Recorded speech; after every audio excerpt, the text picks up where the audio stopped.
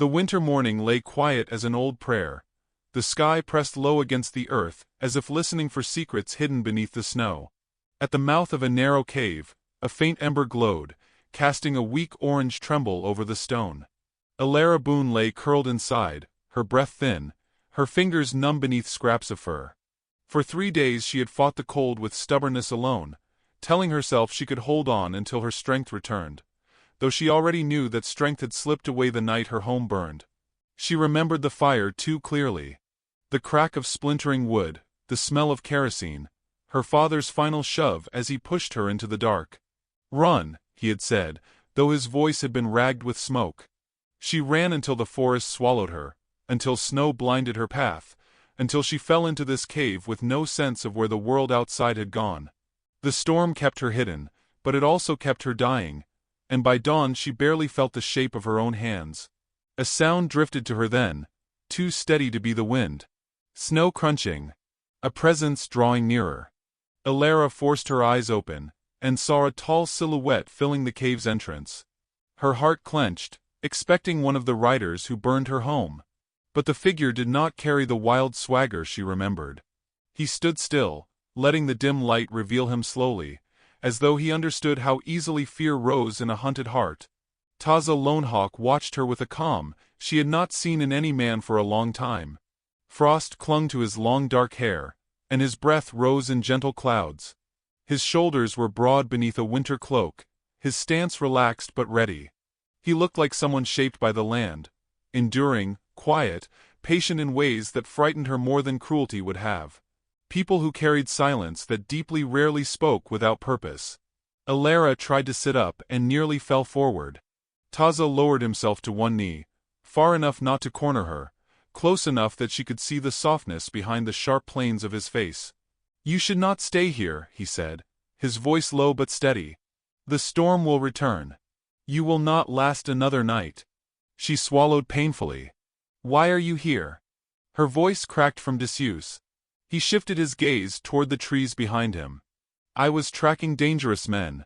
But I found you instead."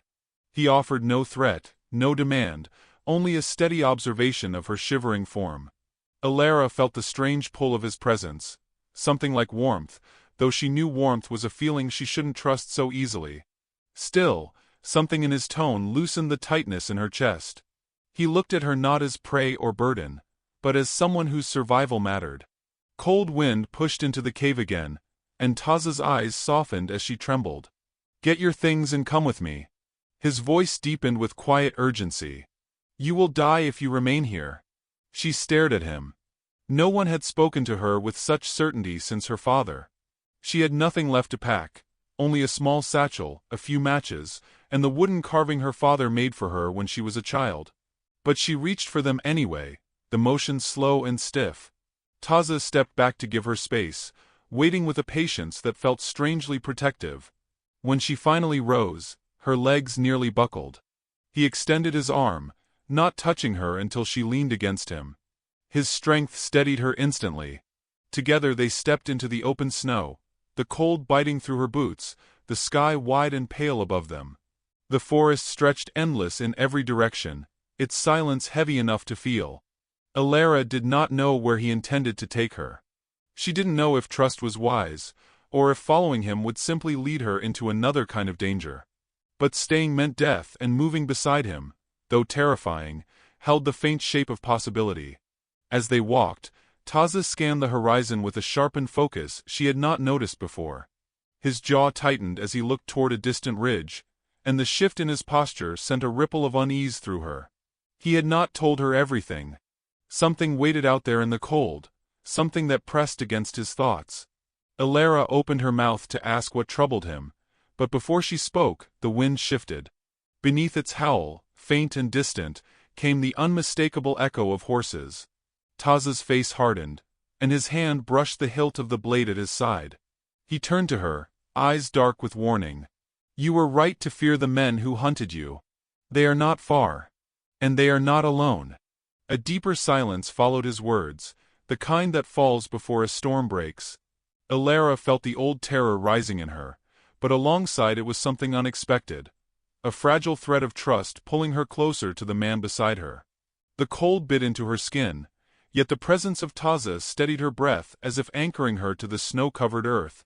She sensed that whatever waited beyond the ridge was closing in quickly, and that her fate had already shifted the moment he stepped into the cave. Whether she had stepped into safety, or into another kind of danger, she could no longer tell. But as Taza listened again to the distant thunder of hooves, his expression sharpened into something protective and unyielding, and Alara understood with a sudden clarity that he intended to stand between her and whatever darkness approached beside her in waiting. Snow whispered beneath their steps as Taza guided Alara through the forest, each footfall sinking softly into the fresh drifts that blanketed the earth like fragile glass. The trees around them stood tall and silent, their branches bowed by winter's weight, forming a narrow corridor of pale light and muted shadows. She walked close to him, not because she trusted him fully, but because she feared she would collapse if she drifted even a few inches farther from his steady presence. Her breath trembled in front of her, fogging the air before vanishing into the biting cold. Taza moved with the quiet confidence of someone who understood the land intimately, yet she sensed a subtle tension in the way his eyes scanned the forest, pausing now and then as if listening for threats only he could hear. She wondered how many winters he had survived like this, how many storms he had walked through with nothing but instinct to guide him. Compared to him, she felt fragile as frost. Yet whenever she stumbled, his hand hovered near her elbow, not touching unless necessary, but steady enough to remind her she was no longer alone. The sound of distant horses had faded, but it lingered in her mind like a bruise. She had spent days running from danger, but this time the fear felt different. And walking beside Taza gave her the strange, unsettling sense that she might survive if she stayed close. They reached a narrow stream that glinted beneath a thin layer of ice. Taza knelt, pressing his fingers into the edge until a small crack formed. He studied the flow carefully before standing again. "We cross here," he said softly, as though speaking louder might disturb the sleeping forest. Alara nodded, her legs trembling as she followed him across the slippery surface. When she faltered, his arm came around her waist, strong and warm despite the cold, holding her steady until she found her footing again. "Thank you," she murmured, the words barely above a whisper. Taza only inclined his head, but something in his gaze flickered, a hint of emotion she couldn't name. As they continued, snow began to fall in delicate spirals, drifting through the branches like scattered feathers. The forest seemed to hush around them, and Alara felt a strange calm settle beneath her fear. Taza's pace slowed slightly, perhaps sensing her exhaustion. The simple thoughtfulness of it made something warm unfurl in her chest. After nearly an hour of walking, the trees parted to reveal a small cabin nestled between two stone outcroppings. Smoke curled from a crooked chimney, and warm amber light flickered through the cracks of its shuttered windows. Alara felt her breath hitch, not in fear, but in relief so sharp she nearly cried. Taza paused beside her, studying her expression with quiet understanding. "This place is safe," he said. "The woman who lives here owes my family a debt. She will not turn you away." Alara nodded, her throat too tight for words. Together they crossed the clearing, and Taza rapped gently on the wooden door. After a moment, it creaked open to reveal Miriam Jameson, her white hair braided neatly over one shoulder, her eyes sharp and kind beneath a weathered brow.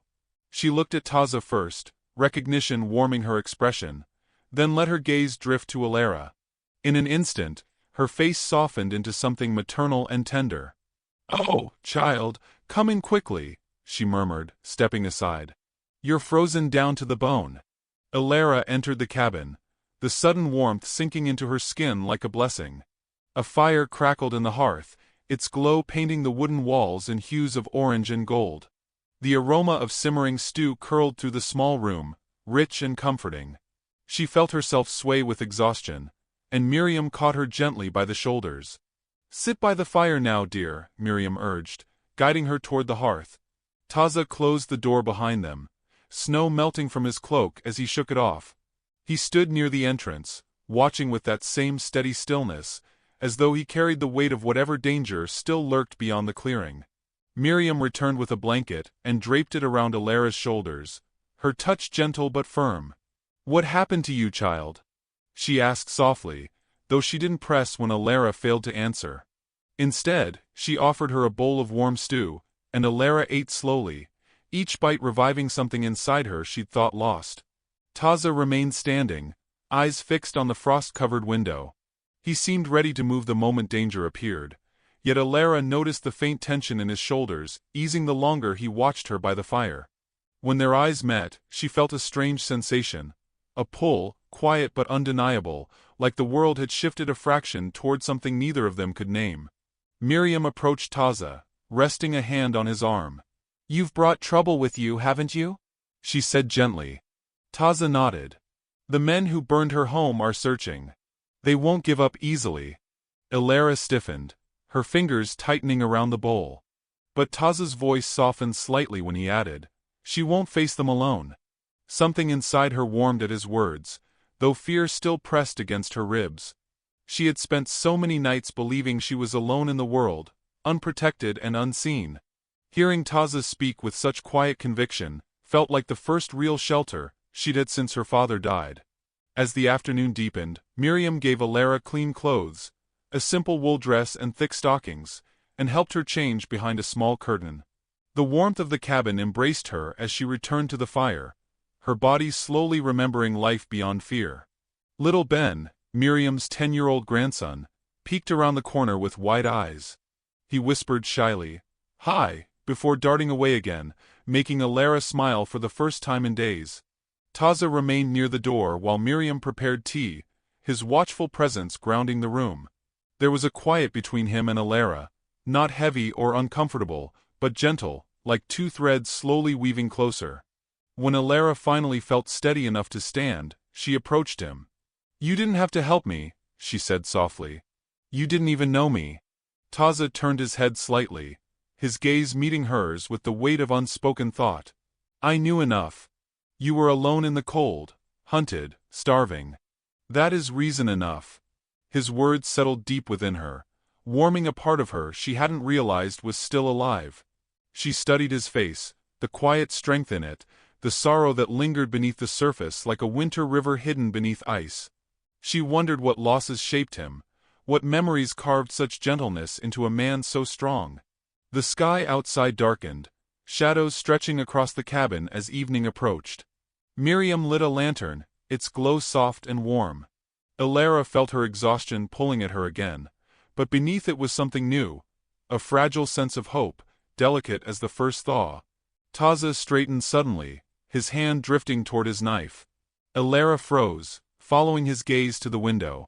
Faint, muffled, almost imagined, the crunch of snow beneath approaching boots. Taza stepped closer to the door, every muscle quietly coiled.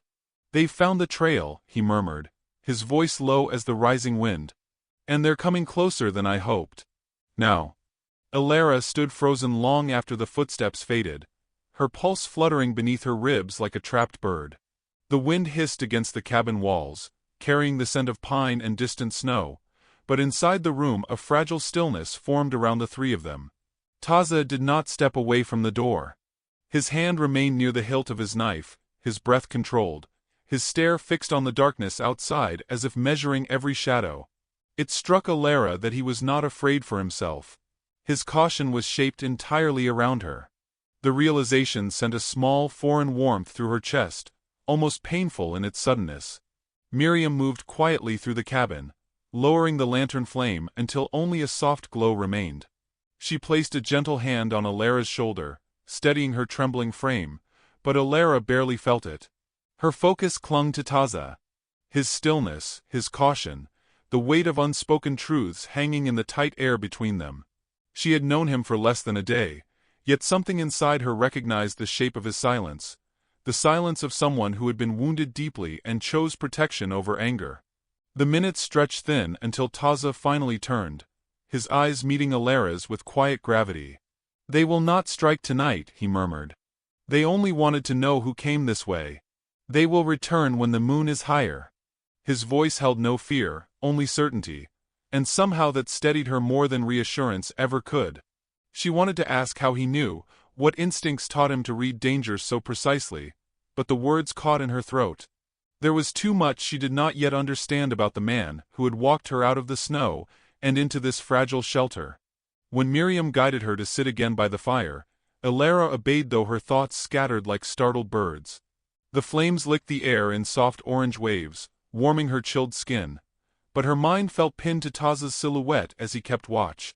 She found herself noticing the small things. The slight tilt of his head as he listened to the night, the disciplined rise and fall of his breath, the faint sadness settled at the corners of his eyes. It was the look of someone who had carried loss long enough for it to become a quiet companion. After a time, Taza stepped away from the door and knelt beside the fire, resting his hands loosely over his knees. His presence changed the air, not louder, not warmer, but heavier with something unspoken. Elara sensed he was choosing whether to share part of himself, and she waited, hardly breathing, afraid to disturb the fragile moment. When he finally spoke, his voice was low, almost hesitant. "I know what it is to lose a home. My people were driven from the valley I was born in. My brother died in the fighting. After that, I learned the cost of trusting the wrong men." The fire crackled softly, but the weight of his words settled heavily between them. Elara felt her chest tighten with quiet sympathy. She had sensed sorrow in him, but hearing it shaped in his voice gave it a sharper, more human edge. She wanted to reach out, to offer some small comfort, but fear of overstepping held her still. Instead, she whispered, "I'm sorry." The words were simple, inadequate, yet sincere. Taza inclined his head slightly in acknowledgement, though his gaze remained on the fire, as if memories flickered within the shifting light. Miriam moved quietly around the cabin, tending to Ben and straightening blankets, but the room felt suspended in a softer, more intimate rhythm. Elara drew her knees up beneath the blanket Miriam had given her, letting the warmth seep into her bones as she gathered the courage to share her own truth. When she finally spoke, her voice felt thin but steady. "My father was all I had. After my mother died, he taught me everything he knew: how to track deer, how to mend boots, how to survive when the world turns cold. We didn't have much, but we had each other. And then the fire took all of it. All at once." Her voice broke on the final word, and she lowered her head, ashamed of the tears that slipped free. But Taza's gaze softened, the sorrow in his eyes deepening with understanding rather than pity. "You carry his strength," he said quietly. "It did not die with him." Something warm flickered in her chest, so faint she wasn't sure it was real, but she clung to it anyway. The fire dimmed slightly as the wind battered the cabin walls, and Miriam finally guided Ben to his sleeping corner. When she returned, she placed a gentle hand on Taza's shoulder. "You should rest while you can," she urged. "You'll need your strength before dawn." But Taza shook his head. "I will rest when the horses return. Not before." Elara felt a surge of worry. She rose slowly, crossing the small space until she stood a few feet from him. "You can't stay awake all night," she murmured. "You're already exhausted." He looked up at her, the firelight reflecting in the dark pools of his eyes. "I have gone longer without sleep. Danger isn't patient. If I close my eyes now, it will take advantage." She stared at him, unsure how to argue against such logic. Yet something in her resisted the idea of him bearing the weight alone. "You don't have to protect me by yourself. Miriam is here. I can help." His expression softened with something almost like grief. "You are not ready to fight men like them. And I won't allow you to stand in their path." Silence stretched between them, woven with threads of fear, frustration, and something tenderer that neither of them knew how to name. Elara lowered her gaze, her fingers twisting in the blanket wrapped around her. She hated the helplessness that clung to her. Hated that her survival depended on someone else's strength. Yet beneath that frustration grew a quiet spark of determination. She would not remain a frightened shadow forever. As the night deepened, Miriam coaxed her to lie down, promising to keep a second lantern lit. Elara curled on the small cot, but sleep did not come easily. Her mind drifted between memories of her father, blurred images of fire and snow, and the soft, steady sound of Taza's breath as he stood near the window. At some point she drifted, half asleep, half listening to the rhythm of the wind. A creak stirred her awake. She opened her eyes to see Taza stepping outside, moving like a ghost across the snowy ground. Panic rose sharp and immediate. She slipped from the cot and hurried to the window, breath fogging the glass as she searched the darkness. He stood at the edge of the clearing, head tilted, body tense. The wind carried faint whispers of distant movement, soft, rhythmic, too deliberate to be the forest. Before she could call out, Taza stepped farther into the night, disappearing into the shadows beneath the pines. Alara felt her heart lurch painfully, her breath caught between fear and instinct. She pressed her hand to the cold window, trying to steady herself, but the truth settled like ice along her spine. Whatever hunted her was closer than she had dared to believe. And Taza, walking alone into the darkness without a word, was stepping directly toward it. The cold clung fiercely to the night as Taza disappeared into the dark, leaving Alara standing at the window with her breath caught somewhere between her ribs and throat. The world outside felt too large without him anchoring it. She pressed her palm to the glass as if the gesture could somehow draw him back, but the shadows only deepened, swallowing his silhouette entirely. She told herself he would return, that he was strong enough to face whatever moved through the forest, yet doubt threaded itself through her thoughts, demanding space she didn't want to give it. Miriam rested a gentle hand on her shoulder. "He knows this land better than any man alive," she whispered, her voice soft but heavy with knowing. "If danger is close, he'll feel it before it feels him." Yet even as she spoke, her gaze lifted toward the window, worry etched faintly between her brows. Alara nodded, but reassurance sat awkwardly inside her, refusing to settle. She stepped away from the glass, though her eyes kept drifting back as if some fragile part of her believed she might miss him the moment he reappeared. The cabin felt too quiet without his presence. She could still sense the echo of his steadiness in the room, the imprint of someone who moved with purpose, who filled the space even when he tried not to. Now only the fire crackled gently, sending shadows dancing across the walls. Alara returned to her cot, though she didn't lie down. She sat at the edge, hands clenched in her lap, listening to the wind groan against the wooden seams of the cabin. Every gust felt like a warning. Every distant noise made her chest tighten. Time stretched uncomfortably, minutes slipping through her trembling fingers. Miriam tucked Ben back under his blanket when he stirred, then busied herself with unnecessary tasks, straightening jars, folding linens already folded, her movements betraying the anxiety she tried to hide. The cabin held 3 beating hearts, but only one of them was calm, and it wasn't Alara's. The window called to her again. She drifted back toward it, unable to stop herself. The snow outside glowed faintly under the moon, untouched except for the tracks Taza had left behind. She followed them with her eyes until they vanished into the tree line, where the forest swallowed everything without remorse. The night was too still, too listening. Her pulse thudded painfully. A moment later, the door creaked softly. Alara spun so quickly she nearly lost her footing, expecting Taza, praying for him, but it was only Miriam securing the latch tighter against the wind. She offered Alara a small, reassuring smile that didn't quite reach her eyes. "Try to rest, child. Worry will not bring him back sooner." Alara nodded, though rest felt impossible. She sat again, staring at the fire until her vision blurred, the flames shifting into shapes that reminded her of memories she wished would stay buried. Her father's face appeared in the flicker, then dissolved.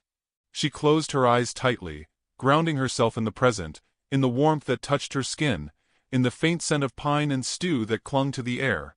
She focused on the breathing within the room, steady, slow, fragile, but none of it belonged to Taza. When the door finally opened, it opened quietly. Too quietly. Alara's eyes shot up, her heart racing as the chill of night swept inside. Taza stepped through, snow clinging to his hair and shoulders, his expression carved with concentration. Relief hit her so forcefully she had to grip the edge of the cot to steady herself, but she didn't move toward him. She sensed immediately that something was wrong. He closed the door with deliberate care, scanning the cabin quickly, ensuring nothing had changed in his absence. Only then did he meet her gaze. His eyes were darker than before, shadowed with something heavy. He walked to the fire, brushing melting snow from his cloak. "They're closer than I thought," he said quietly. 3 men, maybe 4. They move like trackers, patient, trained, not in a hurry to reveal themselves. They know you're near. They're waiting for a mistake. Miriam stiffened, her hands clasping together. Ben stirred again, perhaps sensing the tension. Alara's breath left her in a quiet rush. She moved slowly toward Taza, drawn by an instinct she couldn't ignore. He didn't step back, but his posture shifted subtly, like he was trying to shield her from the truth he had just spoken. "What do we do?" she whispered. Taza's jaw tightened. "We leave before dawn. If we stay, they'll trap us here. They want you isolated. They want to cut off escape." Elara swallowed hard, fear pressing into her lungs. She glanced around the cabin. The safe warmth, the steady fire, the soft blankets, already knowing it was temporary. Miriam approached them, her face lined with worry. "Where will you go?" she asked. "To the ridge," Taza replied. "And then to the old trapper's cabin near the creek. They won't expect us to move so soon." Miriam nodded slowly, though sorrow flashed across her expression. She touched Alara's cheek gently. "You'll be safer with him than with anyone else in this valley." Alara felt that truth settle deep inside her, undeniable as the cold outside. She looked at Taza, noticing how heavily exhaustion rested on his shoulders. His eyelids drooped slightly, though he fought it with stubborn strength. "You need sleep," she said softly. He shook his head. "I can't. Not yet. If they approach before dawn." "I'll wake you," she interrupted, surprising herself as much as him. "Just rest for a little while. Please." Taza held her gaze for a long moment. Something unspoken passed between them, something fragile and warm and frightening. Then he exhaled slowly. "Just a moment," he conceded. He sat near the fire, his back against the wall, his legs stretched forward. The flames illuminated the tired lines on his face. Alara sat a few feet away, close enough to watch him, far enough to pretend she wasn't. His eyes closed gradually, as if he was giving himself permission he had denied for too long. In the quiet hush, she felt the cabin breathe around them. But rest did not bring her peace. She kept listening to the wind, to the crackling fire, to the shifting snow on the roof. Every noise felt like a threat. She kept her eyes on Taza, memorizing the slow rise and fall of his chest. He looked younger when asleep, though still burdened by something unseen. She wanted to reach out, to ease whatever weight he carried, but she held herself still. Minutes slipped into an hour. Miriam tended the fire, Ben whispered in his dreams, and Taza slept heavily, worn thin by the battles outside and the ones inside his own heart. Alara stayed awake, guarding him in the way he had guarded her. When the fire dimmed, she added a single log, careful not to make a sound. Then she heard it. Soft. Distant. Deliberate. A crunch of snow, not wind, not branches. A step. Her breath froze in her lungs. She moved to the window, her hands trembling as she pushed back the curtain just enough to see. The moonlight spilled across the clearing in silver sheets, revealing the pristine snow. Except for one new set of prints. Fresh. Deep. Leading toward the cabin. Alara's heart pounded wildly. She turned toward Taza, her voice a whisper sharp with urgency. "Taza." His eyes snapped open instantly, instincts erupting before sleep could fade. He rose in one swift movement, reaching for his knife just as another sound echoed across the clearing. A second step, closer than the first. And then a low voice from outside, roughened by cold and hunger, sliding through the wooden seams of the door. "Found you." The voice outside slid through the wood like a blade, and for a heartbeat the cabin seemed to forget how to breathe. Taza stepped in front of Alara without hesitation, his body forming a barrier between her and the door as if that had always been his purpose. The lantern light caught the tension in his shoulders, the quiet calculation in his gaze, and she realized he was already deciding which way to move if danger broke inside. Her pulse raced, but beneath the fear lay something steadier, something that terrified her even more. The knowledge that she could not lose him. Miriam gathered Ben into her arms and backed toward the far wall, her movements practiced, silent. Taza lifted a hand for Alara to stay behind him, though he didn't need to say a word. The door rattled softly as another step pressed against the snow, closer this time, deliberate. The handle twitched. Alara's breath hitched as the wood groaned under a probing push. Then silence again. Heavy, waiting. Taza moved soundlessly to the window, and looked out through the narrow slit in the curtain. His breath slowed, body tightening like a drawn bow.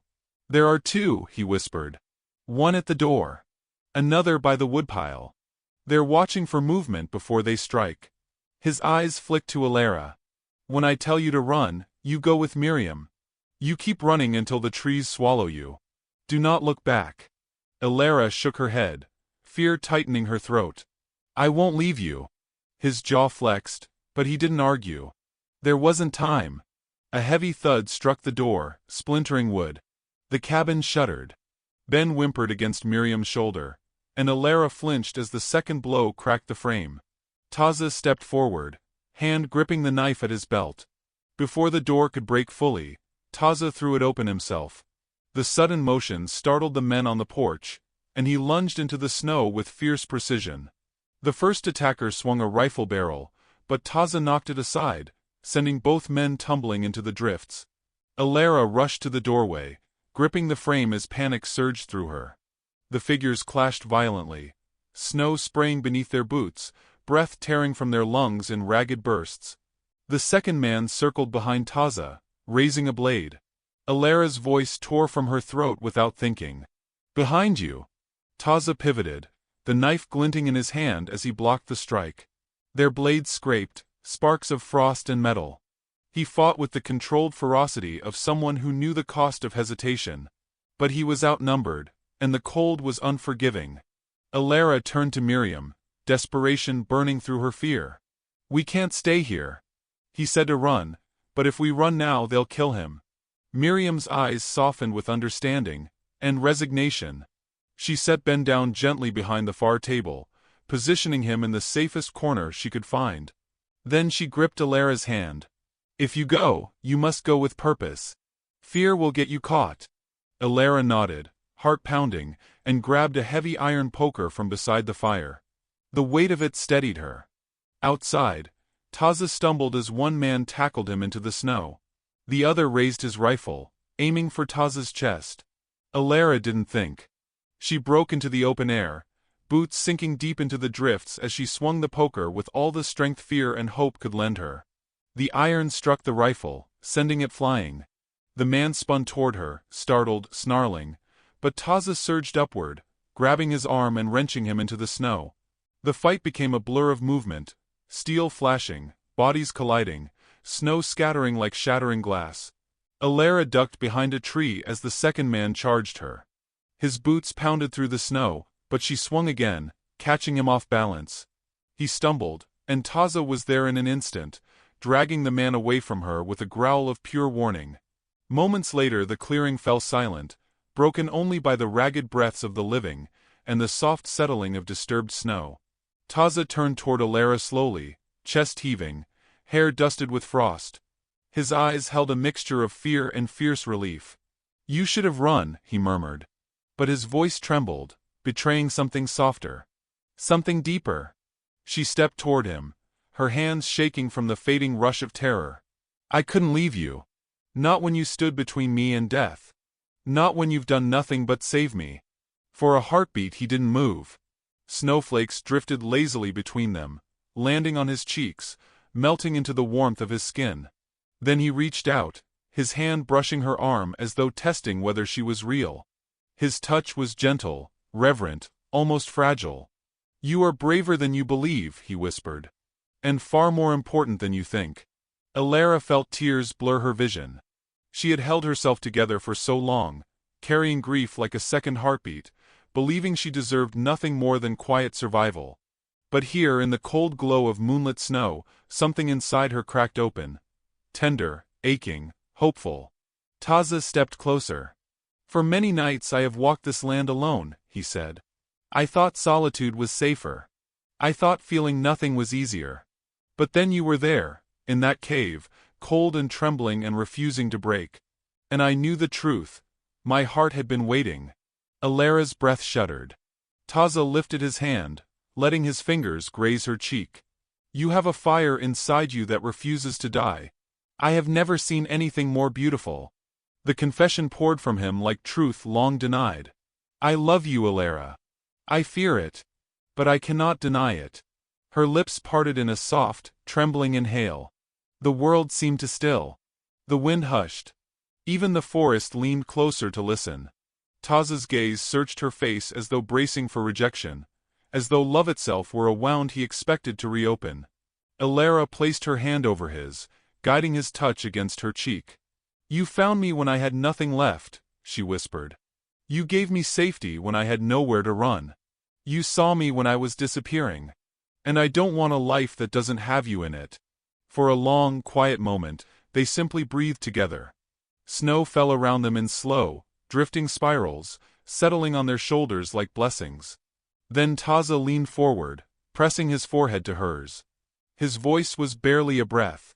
"Then we walk into whatever comes next together." Miriam appeared in the doorway, Ben clinging to her side, both of them watching with a mixture of relief and wonder. But Miriam's expression shifted, her eyes widening as she pointed toward the dark line of trees. 3 more shadows moved between the pines. The danger was not gone. And dawn was still far away.